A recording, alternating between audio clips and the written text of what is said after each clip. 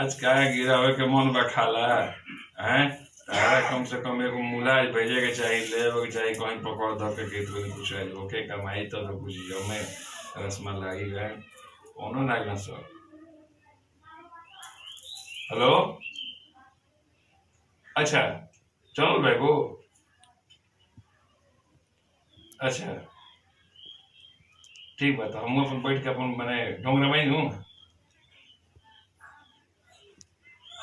हाँ हाँ हाँ ठीक बा ठीक बा ठीक बा ठीक बा बैठ तो डोंगरा बहुत नहीं हम चलो एक काम कर दिया जल्दी भेजो तो हाँ ठीक बा रखो बोलो जल्दी जल्दी जाए रखो जल्दी चलो। ओम नमः शिवाय ओम नमः शिवाय। जाता तुम बैठे तो जगह के मान दो जौन हम कही तो लोग के जौन हम कही तो सूर्य जौन कही तो देवे। जय हो महादेव रानी जय हो भेजो ले आओ जजमान।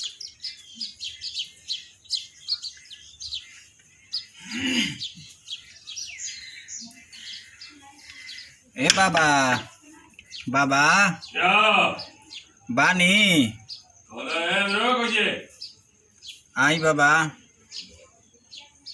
आओ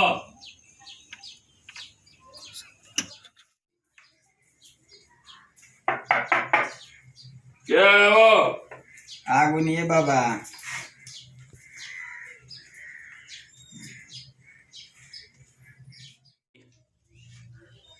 ए बाबा बड़ा हमारा एगो कष्ट पड़ल बा घरी। बैठ कम बोला बैठ। ठीक बा प्रभु। का तारा दुख बा तू कहबे कि हम कहीं। ए बाबा दुख हमारा बड़ा अजीब सा ऐसा ते मत बोल हम बोला था नहीं सुन ले। तोर मेहरारू तोरा के नहीं चाहत, तोर मेहरारू तोरा के देखल नहीं मानत, तोरा घर से झंझट चलता, तोरा परिवार में दुश्मनी चलता, ते ठीक बन चाहत रे जल्दी बोल। हाँ ये बाबा हम तू जल्दी ले माँ काली मसान वाली है भोग दे बचा। बताई बाबा यार दुख ठीक रहला नु बोलनी है तो हाँ एकदम सही रहा बाबा। 41,500 रुपया खर्चा लागी। हाँ जंतर दे 41,500। हाँ अच्छा एगो जंतर दे। हाँ हाँ वो तारा ले जाके चौकट के पीछे गाड़ देवे कर। अच्छा अच्छा वो जब तार मेहरारू निकली ओकरा के लाग दी नो। हाँ यार पार कर दी नो। हाँ बस तारा को जी सम्मान लगी मैं परिवार लाग जी चौकट के पार कर जी यार पार करी बस मैं पूरा परिवार तारा के मानत जाई। अब तारा कोनो तरह के दुख न रही। पहले कुछ एडवांस दो आ काल पैसा पेमेंट करो। कितना एडवांस देवे पड़ी बाबा। 25,000 25,000 जी। अच्छा ठीक बा। मैं क्या बिता दी ना बाबा अभी तो पैसा वैसा लेके हम ना चलनी हम अगला है ना मुंह देखे। हम तो कहने की बाबा से तनी भेंट कर लिए कुछ उपाय कर मिली। कब लेके आओ तरह कुछ ले बड़ा बड़ा ना अभी तो कुछ ना हो पाई। 50 निकल ले ले। हाँ उतना हो जाई। 100 रुपए दो ना जतरा का खराब करता रहो। अच्छा ठीक बा रुआ हम बोल बामन के बदला ले जाओ ना जतरा खत्म कर खतरा यश काली दे 100 रुपया यो नहीं कर खले।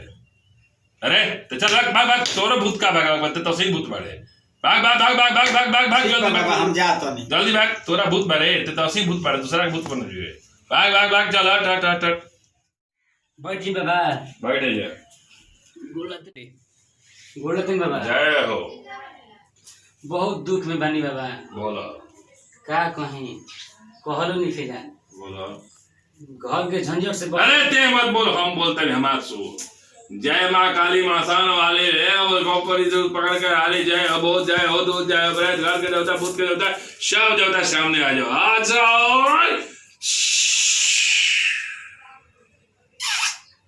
हाँ तोर भाई बाप तोरा के ना मानेला तोरा जेब में पैसा बा लेकिन दे देस ना चल 41,500 रुपया निकाल तो दुख दुख बाबा कुछ कम ना हो। 41,500 गरीब दुखी आदमी बानी बाबा तनी 42,500 दुख दूर कर चाहता रहा दुख बढ़ाओ चाहता रहा बाबा तो दुख दूर करे 41,500 एडवांस पहले 25,000 का जंतर बनाई महाकाल के खींच के तोरा जेब में डालो और तो सारा के सारा दुख मुट्ठी में ठीक हो जी ना बाबा। एकदम उड़ जाएगी। पहले 41.5 के दूंगा एडवांस। कितना?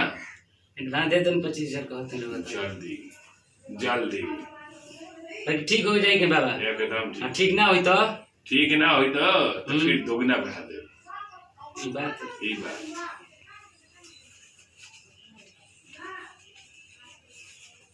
लिए के मुट्ठी 41,000 देता है।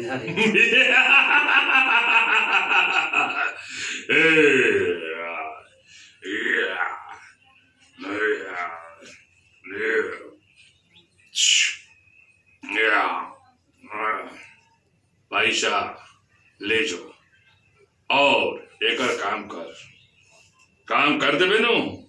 मसान हाजिर हो और काम कर ले पैसा एक।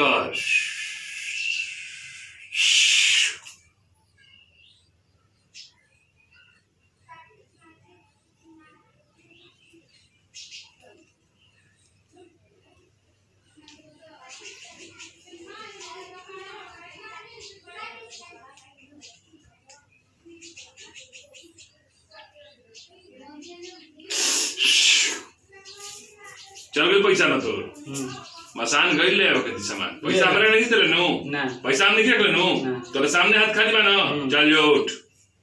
ठीक है बोल रहे थे जाते जय हो। हम कल आई। हाँ पैसा पूरा लेके आइए। ठीक है ठीक ठीक चलते ले जाके चौकट के पीछे गाड़ दिए। ठीक है गाड़ला के बाद में जैसे ही तो परिवार और चौकट के आर पार करिए बस तोरा से प्रेम जाके एक नाम हम वशीकरण।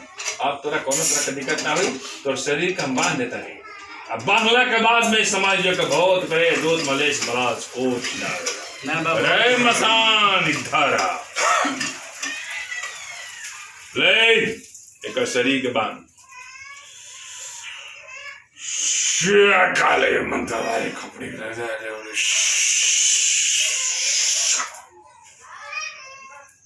अब ते जा सकते। बाबा देखिए बहुत दुख में बाने वाला ठीक कर दी। पहले तो मन हल्का बानो अब जा सकलिस तू तोरा कोनो टेंशन आ गया। ठीक है चलते हैं जाओ।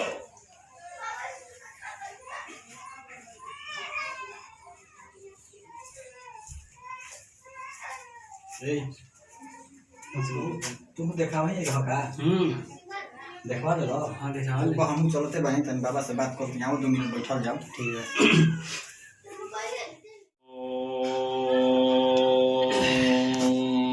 महाकाल गोड़ लागतनी बाबा। कलेश्वराय बाबा गोड़ लागतनी बाबा। ओ भाई का रे डेरा गिले। हाँ बाबा पैसा लेके आईनी। हाँ पैसा देख ली बड़े। हाँ रुक पहले तोरा के देखा वो कर। इष्ट देव मसान देव भूत देव ग्राम देव प्रेत देव दीवार देव सारा देव वैद माले पर हाजिर हो। हेलो अच्छा अच्छा अच्छा ठीक बंद कर ठीक।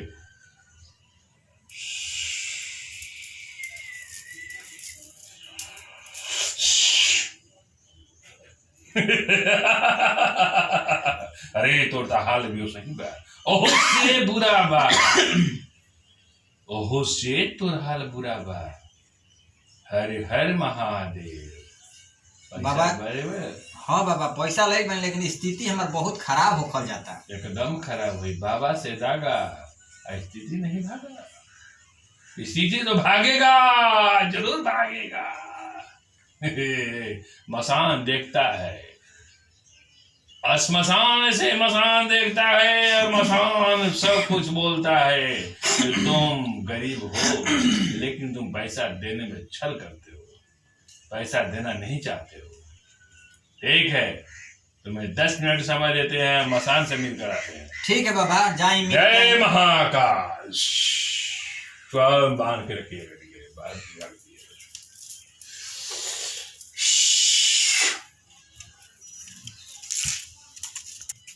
अहो तू देखाओ ही आई रहा। हाँ का देखौला हमारे घर के थोड़ा स्थिति डाउन बा तनी हर लड़ाई के बारे में। हमरो थोड़ा स्थिति डाउन रहता तो हमहू आई रहन देखावे खातिर। तो तहरा बारे में का बतौले हम बाबा? जोन बतैला जोन सही बतैला। पैसो वैसा फरमौले हाँ। पैसा कह तो 41,500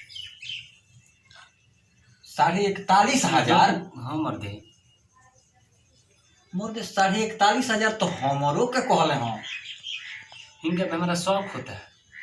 इहे हमरो शौक होता कि 9.5 हटत। हाँ ई हमारा नहीं, हमारा इहे नइखे बुझात कि 1.5 जौन माइटर भी 9.5 हटत। हाँ मर्दे काम कहीं तो हरो से 9.5 लागल, हमरो में 9.5 लागल।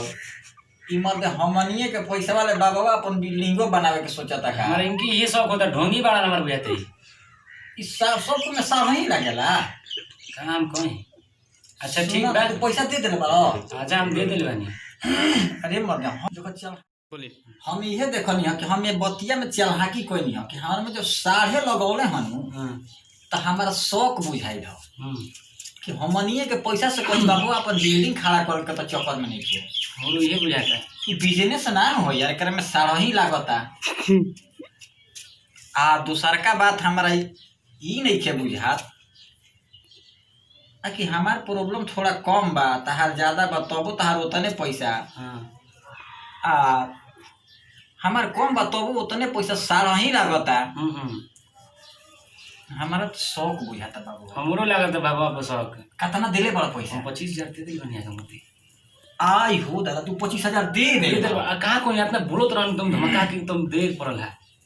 हम ये देखो तो बाबू डांट के पैसा ले लेते हैं। हाँ डांटो तो डर हो जाता है। हाँ कहते ओघड़ आगुल ऐसे इसी डर लगता है। लेकिन हम ना डर रही हम पैसा मांगते रह गेलो होती ना एडवांस में हम ना देनी। हम घाखी का छागुनी कहीं तनी वाले इनका के देख ली बड़ा लोग थी ना तू ठीक कइला। ठीक कोनी हनु ठीक कइले बा। एगो बात बताई बाबू आई टकले के होके ठीक कइले होले बाना। तारा कैसे पता लगल?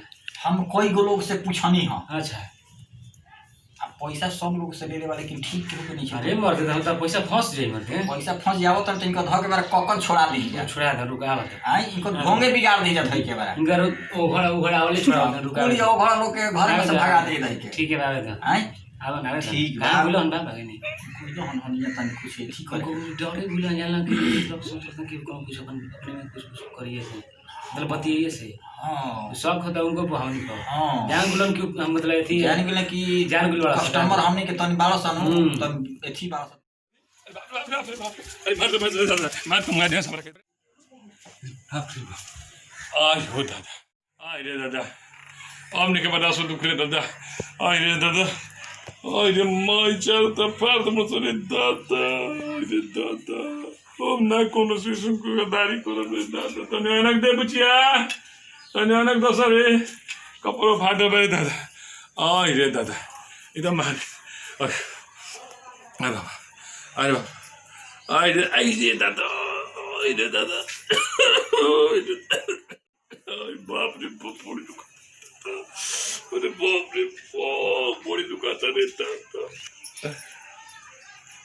अरे माई आई रे माई ना बरिया गई रहती आज ना नहीं होता सब कर देता सब ना पैसा ले रहती तो ना हजार बाबा करे कपड़ा ना फाटा रही। अब जाते हैं डॉक्टर जी जाते हैं डॉक्टर भी दादा कौन से दवाई खाई अब निकल चला जाते आई रे दादा आई रे डरवे भैया टूट गए। प्रणाम नमस्कार हम गुड्डू राज और ये वैसा नहीं रहा कि कोनो रोग व्याध होखे तो डायरेक्ट डॉक्टर से देखाई लोग और ऐसा ढोंगी बाबा के चक्कर में मत पड़ब लोग कहीं ना तो लूट के बर्बाद कर दी लोग। और ऐसे हमनी के कोनो पेशा ना हो लेकिन ये देखावल गुल हो कि बहुत बाबा लोग ऐसा बाने कि लोग के लूटत रहत तने और एक पर हुआ ध्यान दे लो दिल पर मत ले लोग। हमारा चैनल के सब्सक्राइब करी लोग और लाइक करी लोग कमेंट करके जरूर सुझाव बताई लोग। रुआ सबके प्यार दुलार मिलत रही। आई हमनी के सिंगर रंगबाज राजा से कुछ सुनी लोग। नमस्ते प्रणाम हम गायक रंगबाज राजा आप सबके गोड़ छुए गोड़ लगते हैं छोट लड़का छोट भाई। और ये हमने की चैनल के माध्यम से हमने हरदम वीडियो आवत रही और चैनल के दुलार प्यार जरूर दे लाइक शेयर जितने से जितना हो शेयर करम और अपन चैनल हो। नमस्ते प्रणाम नमस्कार दर्शक श्रोता एवं जितना भी हमरा के लाइक करला, शेयर करला, कमेंट बाने वो भाई के कोट को प्रणाम करते रही। हम बानी मुन्ना बाबा और नाना जी। हमारा ई दिखावे के मतलब रहला कि आजकल के दुनिया में जितना भी औरतन के भूत प्रेत लागता, मर्द के भूत प्रेत लागता, तो सीधा पहुंच जाता लोग ओझा भी। यदि ओझा के पतलों में कोनो दवाई रही तो डॉक्टर के एमबीबीएस के लिए का जरूरत रहे। ओझा के पतलों में दवाई ना हो कि ढोंग पैसा कट जाला, फिर वही जगह पर जाला आदमी जहाँ डॉक्टरी लाइन पे। ऐसे ओझा पर, गुनी पर, भूत पर, प्रेत पर भरोसा नहीं करे कि एक जोनी है। सीधा कोनो तरह के तकलीफ हो गई तो डॉक्टर के पास जाई, डॉक्टर के बताई, डॉक्टर दवाई दी। एक सिवा कौन रास्ता नहीं के गलत जगह ना जाई, गलत जगह जाए तो गलत पैसा के उपयोग हुई, गलत ढंग से कमाई हुई।